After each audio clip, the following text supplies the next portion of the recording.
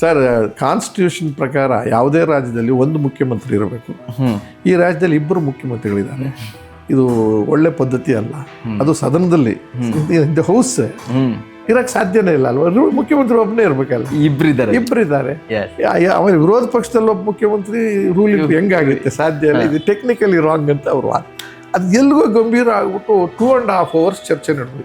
ಆಮೇಲೆ ಅವ್ರು ಇದಕ್ಕೆ ಸರ್ ಚಂದ್ರು ನೀವೇನು ಹೇಳ್ತೀರಿ ಇದಕ್ಕೆ? ಸರ್ ನಾನೇನು ಕೇಳ್ತೀರಿ, ಇದು ನನಗೆ ಸಂಬಂಧ, ನಾನು ಇಟ್ಕೊಂಡ ಹೆಸರಲ್ಲ, ನನ್ನ ಹೆಸರು ಚಂದ್ರಶೇಖರ್. ಅದಕ್ಕೆ ಇವರು ಕಾನ್ಸ್ಟಿಟ್ಯೂಷನಲ್ಲೇ ಕೊನೆಗೆ ಪಟೇಲ್ರು ಚೀಫ್ ಮಿನಿಸ್ಟರ್ ಬಗ್ಗೆ ಎದ್ದು ನಿಂತ್ಕೊಂಡು ಇಲ್ಲಿ ಅಬ್ಜೆಕ್ಷನ್ ಮಾಡಬೇಕಾಗಿರೋರು ಯಾರು? ಎಲ್ಲರೂ ಸುಮ್ಮನೆ. ಯಾರ ಮೇಲೆ ನೀವು ಹೇಳ್ತಿರೋದು? ಈಗ ಮುಖ್ಯಮಂತ್ರಿ ಸ್ಥಾನ, ನಾನು ಆ ಮುಖ್ಯಮಂತ್ರಿ, ನೀವೆಲ್ಲ ಆಗಿದ್ದೀರಾ? ನಾನು ಮಾಡ್ಬೇಕಲ್ವ ಅಬ್ಜೆಕ್ಷನ್? ಇನ್ನೊಬ್ರು ಹೆಂಗಿರೋಕ್ಕಾಯ್ತು? ನಾನೇ ಅಬ್ಜೆಕ್ಷನ್ ಮಾಡಿಲ್ಲ. ಒಂದು.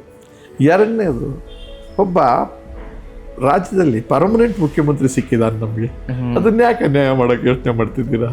ನಾವೆಲ್ಲರೂ ಮಾಜಿ ಆಗ್ತೀವಿ, ಅವರೊಬ್ಬರೇ ಮಾಜಿ ಆಗೋದಿಲ್ಲ. ಚುನಾವಣೆ ಇಲ್ಲ, ಅವಿಶ್ವಾಸ ಇಲ್ಲ, ಏನೂ ಇಲ್ಲ, ಆನಂದವಾಗಿ ಬಿಟ್ಬಿಡಿ. ಆಗೋಗಿದೆ, ಸರ್ಕಾರ ತಪ್ಪದು ಆಗಿದೆ. ಇವತ್ತದು ನಾವು ಎಷ್ಟು ವರ್ಷ ಆದಮೇಲೆ ನಾವು ತಲೆ ಕೆಡಿಸ್ಕೊಳ್ಳೋದಿರೋದು, ಸ್ಪೀಕರ್ ಸಾಹೇಬ್ರೆ ಅವ್ರ ಹೆಸರು ಗೆಜೆಟ್ ನೋಟಿಫೈ ಮಾಡಿಬಿಡಿ, ಇವತ್ತಿನಿಂದ ಚಂದ್ರಶೇಖರ್ ಬದಲು ಅವ್ರ ಮುಖ್ಯಮಂತ್ರಿ ಚಂದ್ರು.